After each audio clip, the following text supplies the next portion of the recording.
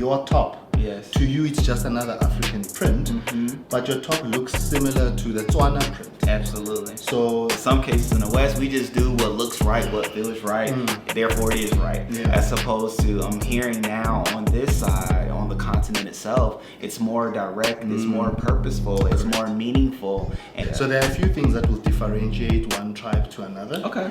So it would be the surname, it would be the language, the attire, the food. All you see is just an African print, and you just want to give it a try and represent any of the tribes within the country by wearing a traditional attire.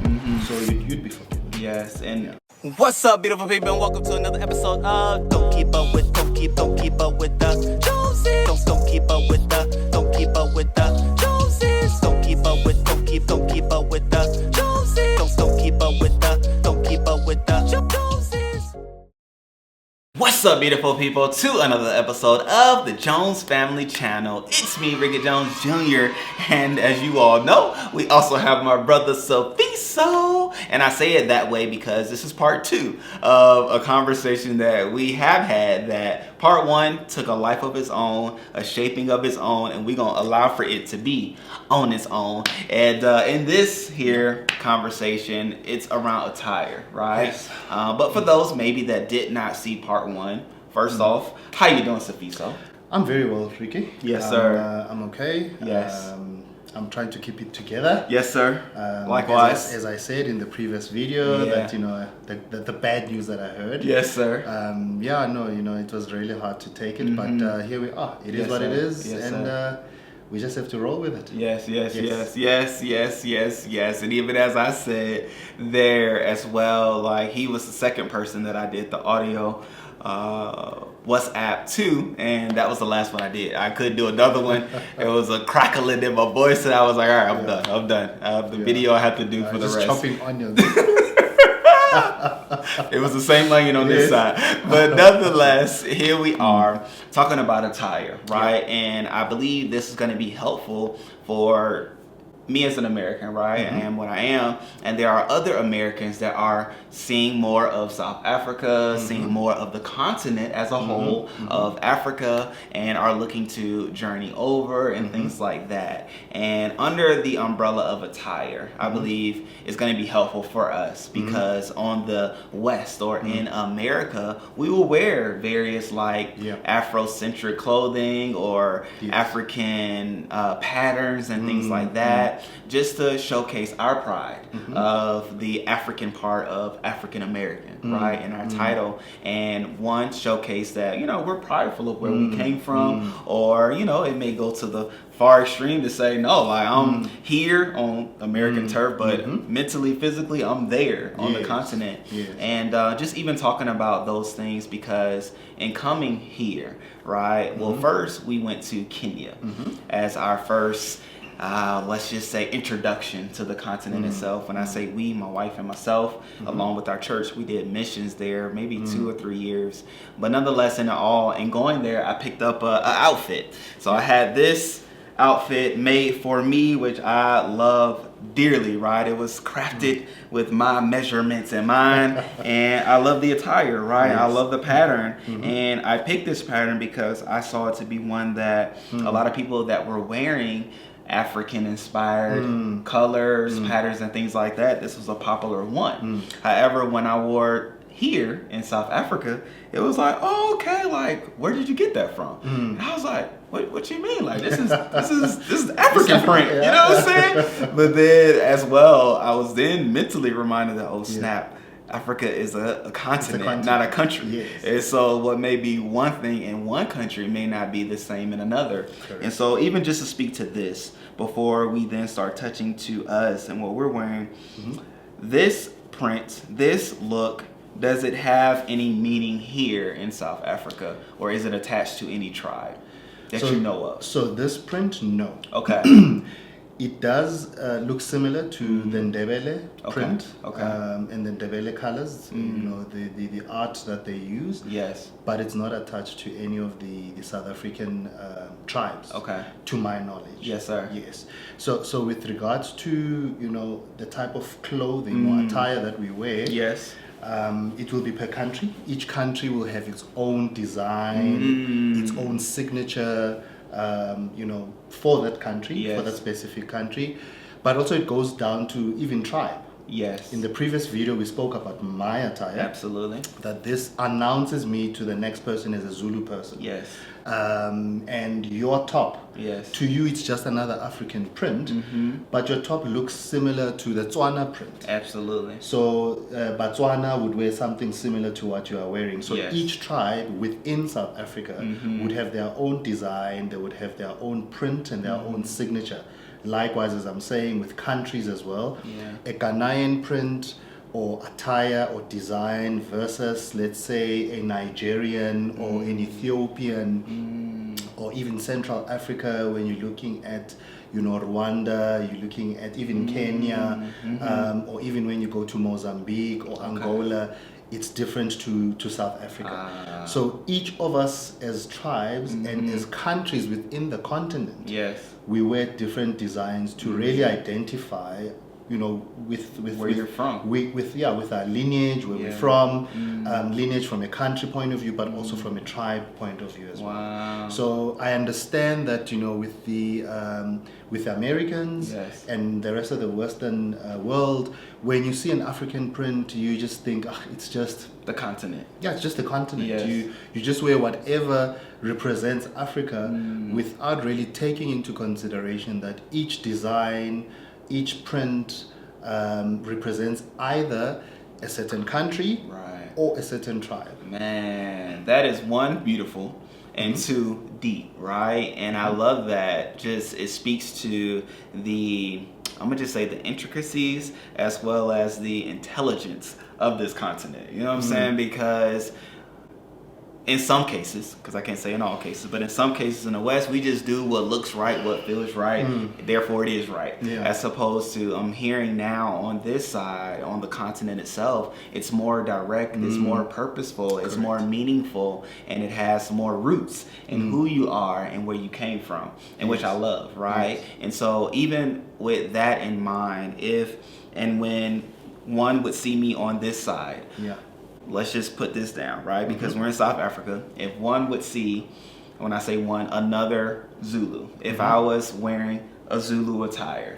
and I picked it up because I'm like, man, I'm in South Africa, I'm about to look like my brothers and sisters, and so let me go get what my brother Safiso has on. How would it be perceived? How would it be received when others see me? So we will obviously think you are Zulu if you're wearing a Zulu attire. First thing that I would do when I see you, I would speak to you in Zulu and say, hey, sawubona, because I would assume that you're one of us. You can speak the language because you are identifying yourself as a Zulu. However, if I do pick up that you are not a Zulu, whether you are another tribe within South Africa or you're a foreigner, maybe like in your case, you're from the US, the moment I pick up that you are from a different tribe or a different country, I would, receive that well, because it would then mean you are respecting us. And, with you wearing our attire, it's almost like you want to identify as one of us. Which is great. Because it then shows that you want to immerse yourself in our culture, you want to be seen as one of us, and we can obviously then take it from there, where we teach you certain things about our culture. If you're wearing this Zulu attire, we'll make sure that you're wearing it correctly. The coordination of what you are wearing is correct, because there are different ways of wearing certain clothing items of our attire. I did mention in the previous video that we even have something called ibheshu. You can't wear ibheshu with something that you could be wearing with this attire, for example.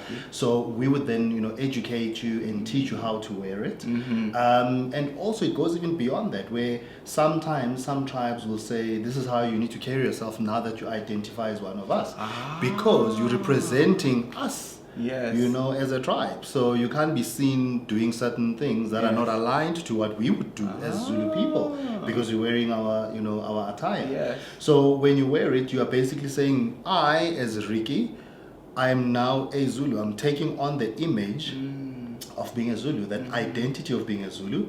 And we would obviously expect you to behave in a certain way because you're wearing our attire. But one thing I can say is that we really welcome people that are from outside our country, Yes. and even outside our tribe wearing our attire because we take pride in our attire. Okay, that's nice. In so many levels, right? One being the fact that if you wear the attire from a tribe, then ultimately others may say that, okay, you should conduct yourself the way we conduct ourselves, and as you are representing us, you know what I'm saying, as a tribe. I love that, right? But then as well, I love the fact that you all will take it to the extent of educating, of teaching, of showing, making sure you're, one, wearing it right, but then two, know what's expected of you and that you're wearing it. And I ended up wearing and having this top because as I was shopping for my look for the Lobola that you invited me to, my brother and friend Homo Lee was the one that was showing me around. And so it was cool, right? Because as I showed him the Lobola invitation, he was trying to figure out by the surname what type of Lobola I was going to, and based off of that, what type of attire should I wear. And I was like, oh man, like that's there. And he understood there to be Zulu a part of it, and he was trying to get me in the get up or an outfit, but one didn't fit for me. So but then the lady, she was trying to sell me everything, the crown, the sandals, and I was thinking, I don't know if I should go that far. I don't know if I should wear all of those things because I don't want to be an imposter. I don't look like a fake or phony. And so I ended up with just this top, right? And I was like, okay, this is safe. This is safe, This is safe. But at the same time, you saw the video, and he was like, oh, I'm gonna wear it. You know, thinking I ended up wanting to. Wear it, right, but it didn't work out. So what the lady was trying to do was just to clothe you and give you the entire attire. Okay. As I said earlier, that we would guide you. Yes. On what to wear, how to wear it. So if I'm wearing this, it also looks great if you wear the crown, you wear the sandals. Usually we would also have these big earrings as Zulus that we would wear. It's just that I'm not wearing them now. But it complements the entire attire and the entire look. But also, as we spoke in the previous video, certain attires, they represent something. Certain things. So you need to obviously then ask, and then we'll be able to then tell you, no, you don't wear this because maybe you're a husband, or you don't wear this because you are not a virgin, or you're a married lady. So speaking about respect, it's always great or good to find out from the people that you are about to represent. How do I wear this attire? What do I wear it with? How do I wear it? So that we can be able to guide you and educate you also on the meanings of wearing what you are wearing and in the way that you're wearing it as well. And then the other thing, maybe in addition, is that you mentioned the surnames.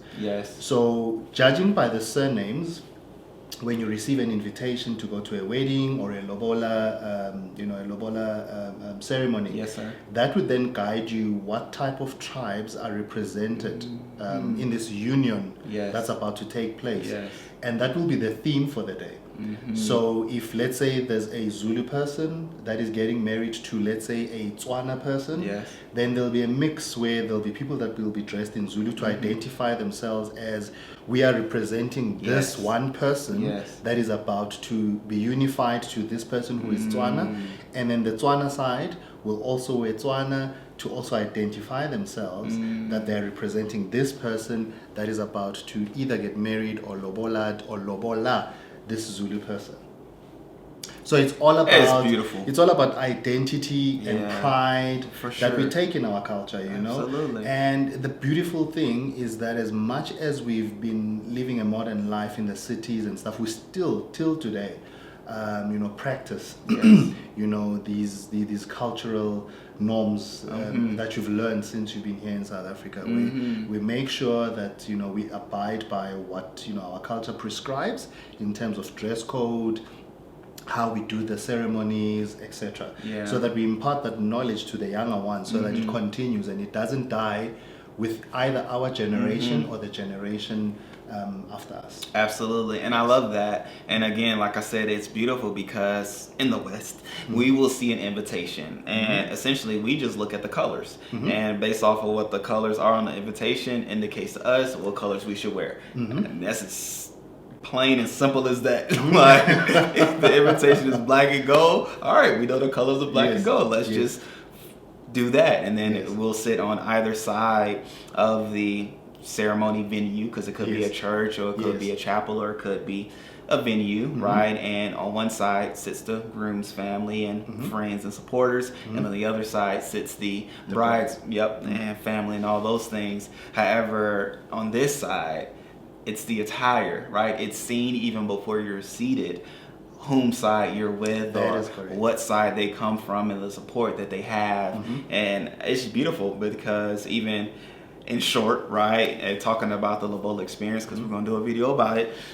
It's coming, because I still have questions about it. But nonetheless, in and during the Lobola experience, there were dances and things that were done that those with the attire were able to do with each other. And it was a beautiful sight to see and so forth. So I love that. I love that attire even speaks and transcends to that. So even friends. I mean, you're speaking about supporters, friends of the bride or the groom. They will wear what the groom is. So if the groom is Zulu or Sotho or Tswana, they will wear an attire that is aligned to what the groom is. Because again, we are here representing this person that is about to get married to another person who probably comes from a different tribe. But we are saying that we want to represent him by, wearing similar colors, clothing, attire to what he is. Even if, let's say I'm a Sotho guy, but my friend is Zulu, and he's the one that's getting lobola. He's the one that is lobolaing, paying lobola, paying lobola or getting married. I would then represent him by wearing an attire that represents his tribe.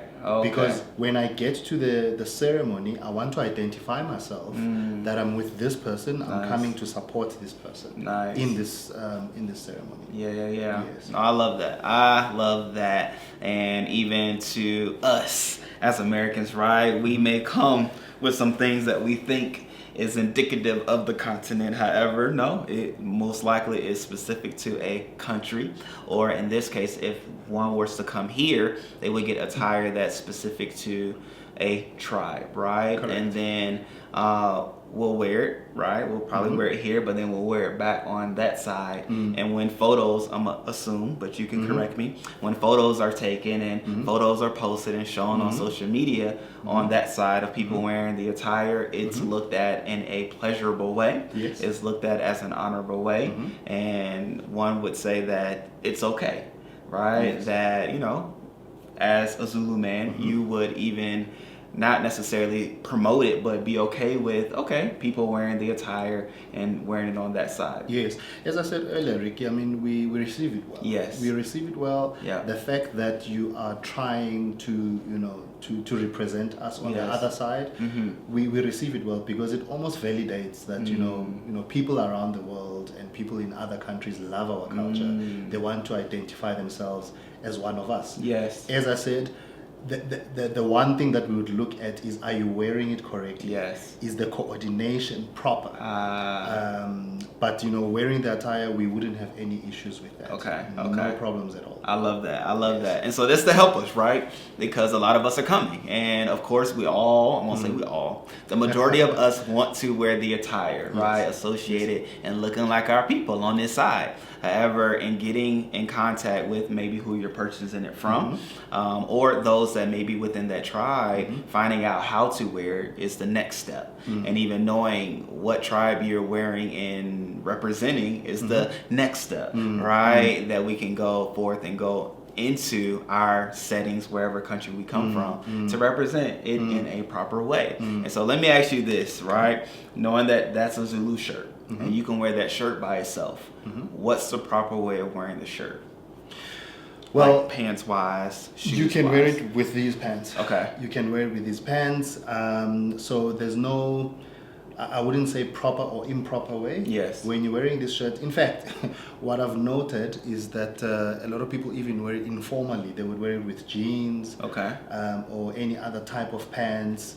And when a person here in South Africa is seen wearing this leopard print, people already know, that guy must be Zulu, because the print itself represents, the Zulu tribe. So those are the things that people do. They tend to now start mixing some of the clothing, the clothing pieces with some of the even Western type of attires. Like with yourself, for example, you're wearing this with jeans. Yes. And it could be acceptable, because you are trying. I mean, the effort is there to try and blend in and, look like one of us, which is fine. It's accepted. But obviously, the very traditional settings, you'd be expected to wear the entire, full attire. Yes. So that you represent that tribe properly. Yes. With a full attire instead of mixing, the different clothing pieces. No, that's good. That's good. And it worked out that I was out shopping with Homo Lee, and he was able. I asked him so I can wear the shirt. It's fine, right? He was like, yes. And then I asked him how should I wear it to the ball? So thank God that I had the intuition or the thought to ask those questions, making sure that I did things the right way. One, because I was going to a setting that I didn't know what to be expected, right? Or what was even expected of myself. And so I was asking the right questions. However, I just love now that we're educated on the attire, that there are various patterns and looks pertaining to each country, but then even outside of those things, as you narrow down to the country where you are buying attire from, there may be specific looks within clans, tribes, ethnic groups, culture groups within that country itself. Correct. And so now we're more educated, right? We're more knowledgeable of not only that we're wearing attire from or patterns from the continent, but even specifically where we're wearing it from. And so I think that's going to be useful now that in going back, I know this doesn't represent the full continent. It doesn't, but you'll be excused. You'll be excused because of ignorance. Well, I think that's a bit harsh. That's a bit harsh. Look, there's the internet now, so you can educate yourself. You can Google, just go to any search engine and look up, Zulu attire, Tswana, Sutu, Xhosa, you name them. You can look them up and then see what the attire looks like.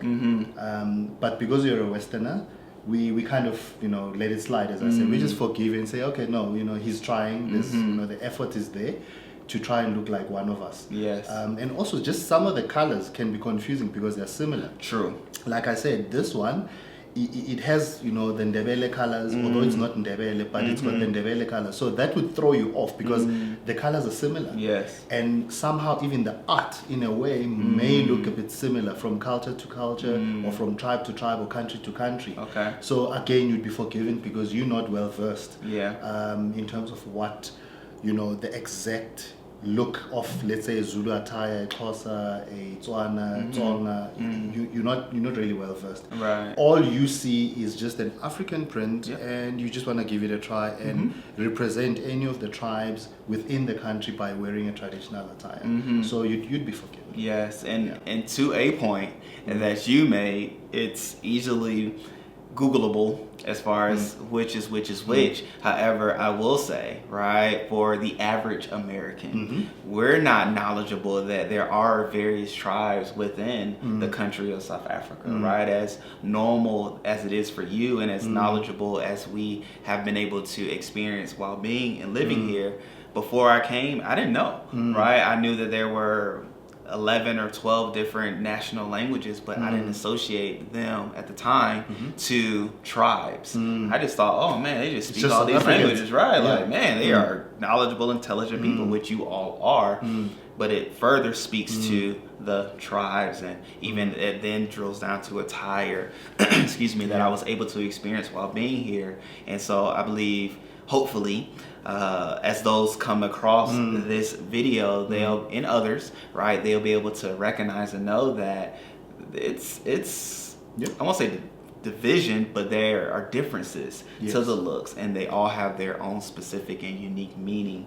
And not to even say that to shy away from wearing the attire, because as it has been noted by my brother here, and I'm sure others will say the same in the comments, that it's welcome, right? It's okay. And wear what you like, right? At the same time, but just know as well that it does represent potentially represent a tribe within a country. Yes. that is on the continent. Yes. And I think that's the bigger picture Yeah. that we have now supplied. Correct. Yeah. So there are a few things that will differentiate one tribe to another. Okay. So it would be the surname, it would be the language, the attire, the food. So Okay. all those things will differentiate Wow. one tribe from another. Nice. There's cross-pollination where some of the, for example, food is similar with some of the tribes. Even the language, the dialect could be similar. Remember in the previous video we spoke about the Nguni tribe. Yes. That you've got the Zulus, the Xhosas, the Ndebeles, you know, being part of the Swatis as well, being part of the Nguni tribe. So you will find that under one umbrella, certain tribes that identify themselves as separate tribes are actually part of one, you know, group. Okay. And then with regards to surnames, I mentioned in the previous video that we did that you've also got clans within that tribe. Whereas a Kumalo, I'm Mdungwa, that's my clan name as Mdungwa. A Ndlovu is a Gajeni as a clan name. If your surname is Zulu, you are Makeba, you know. So there are those differences, like and that's that. how you then identify yourself. So in Africa, you know, I'll use Africa, not necessarily South Africa. There's various ways where we identify. I like it. You know, so there are similarities, but there are also differences.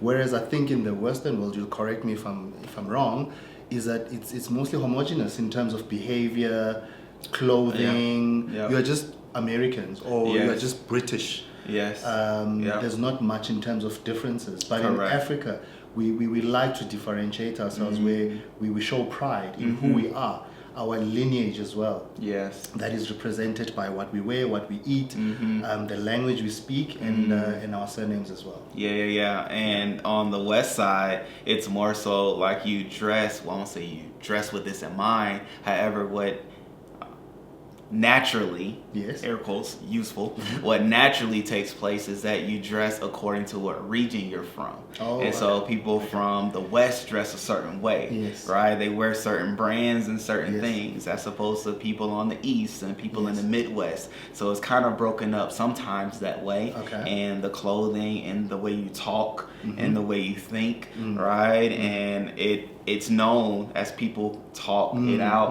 Oh, okay, this person maybe could be from boom. From there. Or like, you know, me being from the South, it's said that we have a Southern drawl, or we Okay. talk a little bit different, Yes, and we the use accent, yeah. correct different slang and different terminology that people in the North maybe don't use, or in the West they don't use. So that's more so how we can pick up. So we do have that as well, those influences. A person growing up in Johannesburg versus a person growing up in KwaZulu-Natal. Okay. Their accent will be different, and maybe even behaviors will Yes, be different. yeah. So also with the environment that you grow up in, Yes. that also does have an Absolutely. influence. Yep. So as I said earlier on, that, you know, Johannesburg or South Africa in its entirety, it's a melting pot of different nationalities, apart from the tribes that, you know, are indigenous to South Africa. There are different nationalities. So those influences, some of them, they tend to trickle to even, you know, locals. Yeah.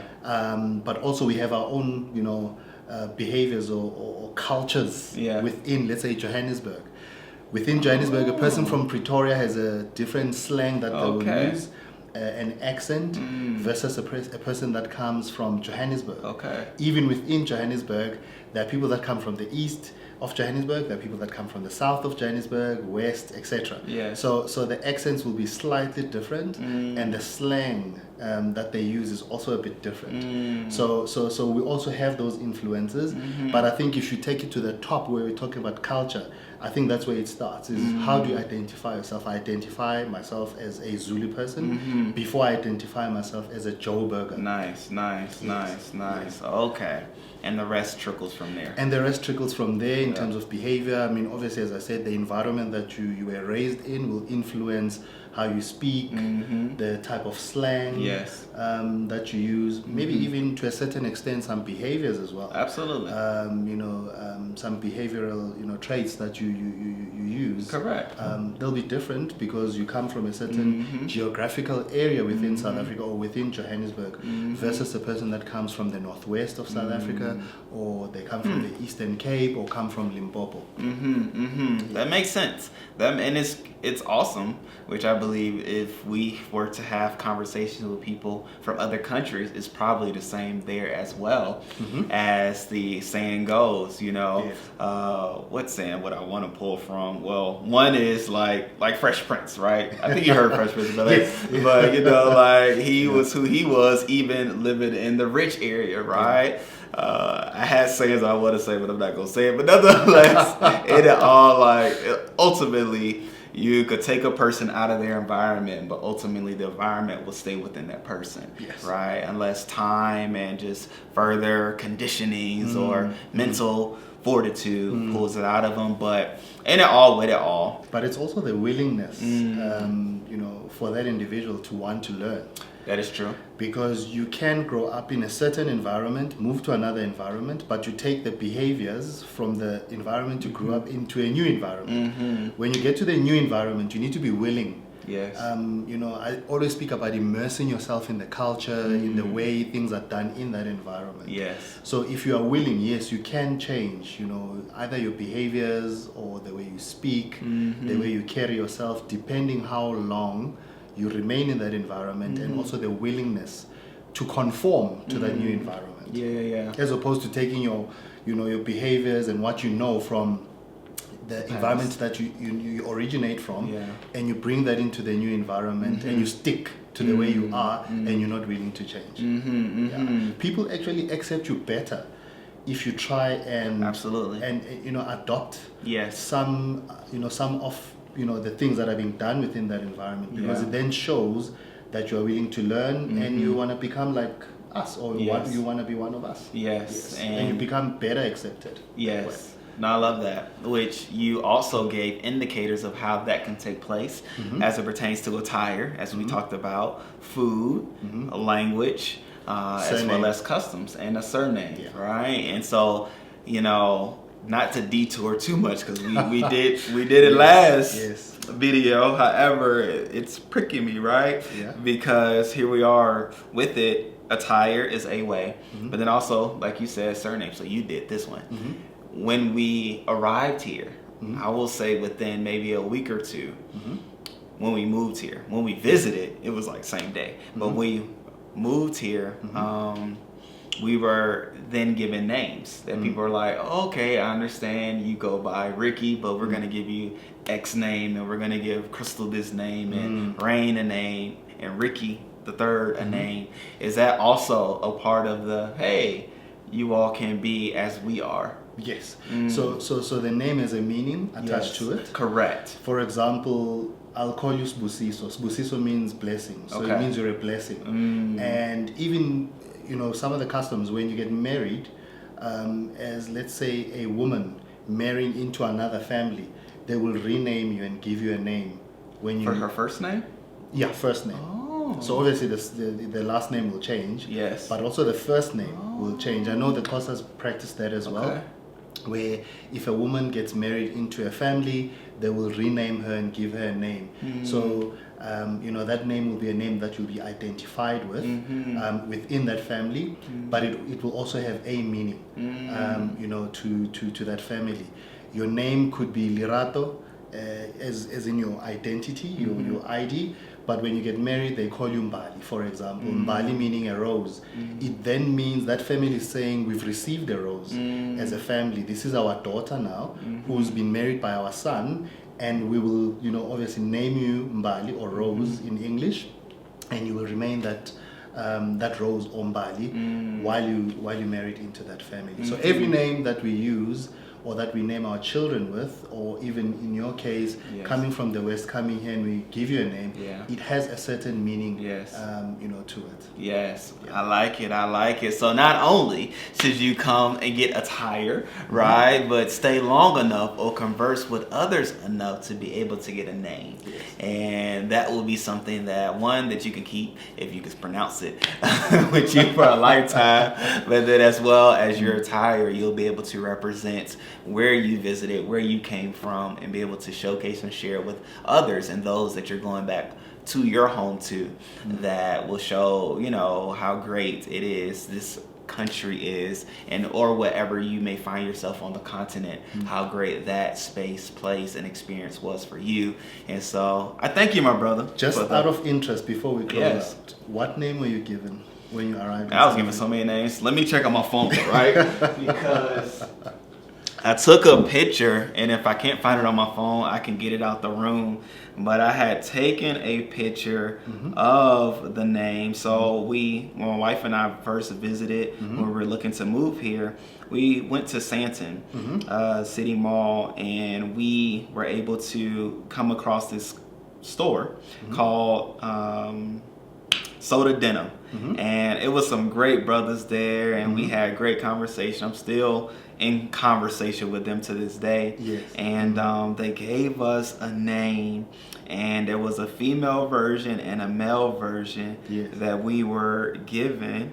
Boom. So I'm gonna just show you. Here's a picture of us outside of the store, Soda Denim. So these were the gents there, and obviously Chrystle and I on that side. Yes. But let me see. I'm gonna come across it. If I don't see it here, right, I am gonna go get the card, because we've been given several names, right? I must say, okay, boom, God is good. Let me turn it sideways so you can see it. But we've been given many names. However, these were the first ones that we were given. Okay, so Ntlantla and non-Ntlantla. How do I say mine? So Ntlantla. Nkankla. Ntlantla. Nkankla. Yeah. Okay. Nkankla. Ntlantla is like luck. Yeah. Okay. It's luck. Okay. Yeah. And non-Ntlantla, it's basically a female version of Ntlantla. Okay. Yeah. So it speaks to luck. Yes. Gotcha. Yeah. So those were the names that we were given, like I said, at Soda Denim. So I see that they've grouped you as a Zulu. Yes. Because they were.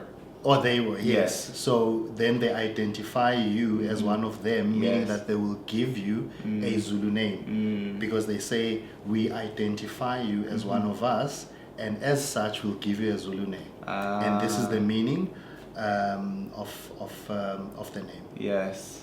And then your surname would, as I said, would then say which clan you belong to. Yeah. Yes. And so yes, Ntlantla. Ntlantla. So Chrystle is non-Ntlantla, which is the female version, and then you are Ntlantla. Ntlantla. No click, just Ntlantla. Ntlantla. Yeah. I work on it. You work on it? Is there a lighter one? Is there a lighter one that you can get? It's just Ntlantla. But yeah, see, he even tried to give us the pronunciation, like how to dictate or how to say it. That's a C-U-L-A. Yes. So it's non-Ntlantla. For her. Yeah. So it's Ntlantla. Ntlantla. Yes. Yep. So that's the name that we were first given. And that's when I came into the awareness that a name could be given. Yes. On this side. Yes. And so again, it just can happen, just organic as us shopping at a store, having conversation with two great gentlemen, and us walking out with a name and attire. We did buy some things as well, but then it could come from just talking with others and things like that. Yes. You could be given a name, and Rain was not so much given a name, but they told us how to say rain in Zulu. Imvula.